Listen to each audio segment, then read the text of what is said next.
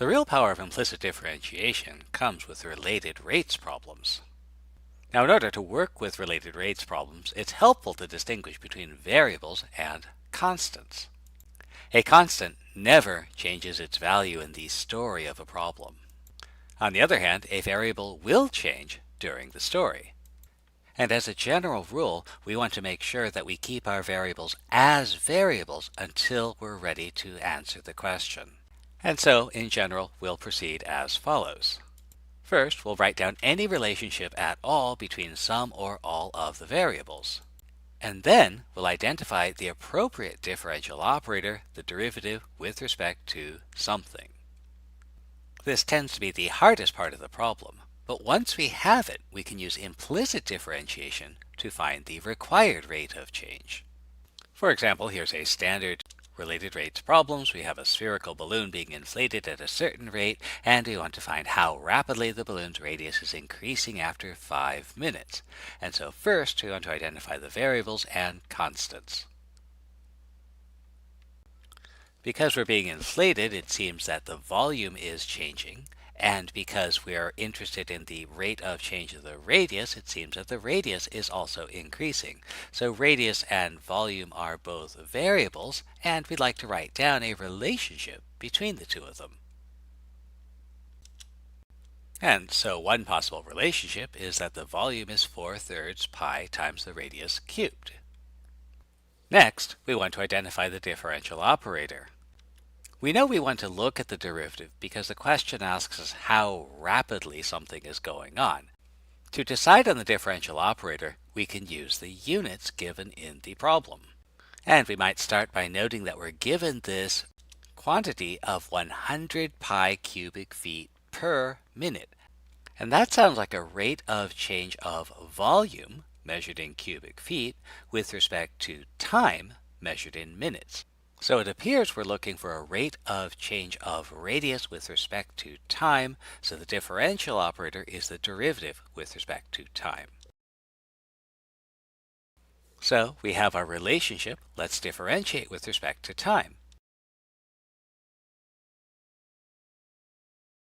And now we have our relationship between the rate of change of volume with respect to time and our rate of change of radius with respect to time. So how do we find how rapidly the balloon's radius is increasing? And so we want to find dr dt, so we need to know dv dt and r. Again, to find these values, we can look at the units. dv dt is something that should be measured in cubic feet per minute. So we look around and see that we have a quantity in cubic feet per minute. This must be dv dt. And so dv dt is 100. We also need r. R is a quantity in feet. Since it's not given to us, we should set up and solve an equation to find it. To find r, we note that we're interested in finding how rapidly the balloon's radius is increasing after 5 minutes. And so we need to ask ourselves, what can we do with this information? We do have a relationship between v and r. So if we know v, we can find r. And we know that after 5 minutes, the volume will be 5 times 100 pi, 500 pi cubic feet. So if we substitute that into our equation, we can solve for r.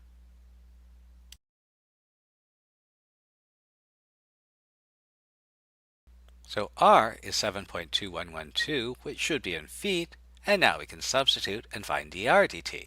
And now we can substitute our value for r into our equation and solve for dr dt.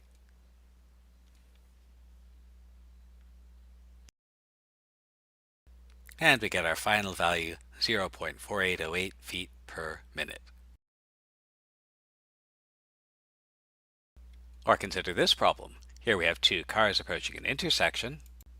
One car is moving at 20 meters per second southbound and the other at 15 meters per second eastbound. And we'd like to know how rapidly the cars are approaching each other when they are both 50 meters from the intersection. So to begin with, we have at least 3 variables. First, the distance from the intersection of the eastbound car, which we'll call x. Next, the distance from the intersection of the southbound car, which we'll call y.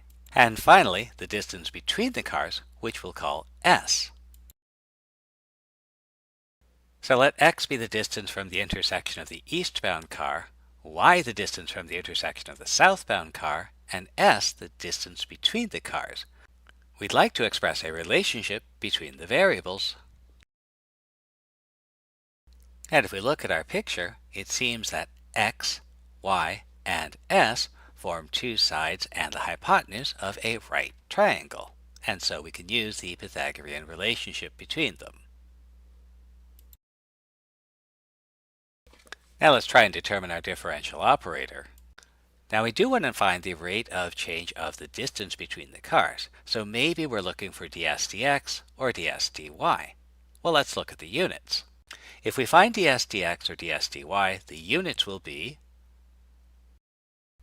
meters per meter, and these will cancel and leave us with a pure number. This cannot answer a how rapidly question. What else can we do? Since we also have a rate of change of meters per second, we might be looking at the derivative with respect to time. And if we find ds dt, the units will be meters per second. And this could answer a how rapidly question. So a differential operator should be the derivative with respect to time. So differentiating, in order to find ds dt, we need to know s, x, y, dx dt, and dy dt. So we know we're looking at a time when both cars are 50 meters from the intersection, and so we know x and y are both equal to 50. We also know one car is moving southbound at 20 meters per second, and the other eastbound at 15 meters per second. Since x was the distance from the intersection of the eastbound car, then we know that dx dt is minus 15 because the eastbound car is getting closer to the intersection.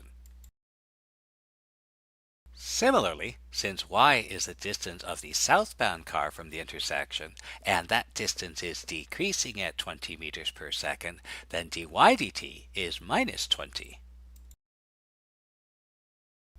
But we don't have s, so we can't solve the problem. Or can we?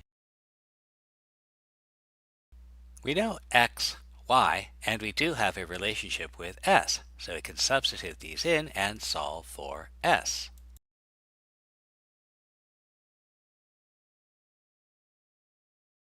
Now we can substitute these in to find the value of ds dt.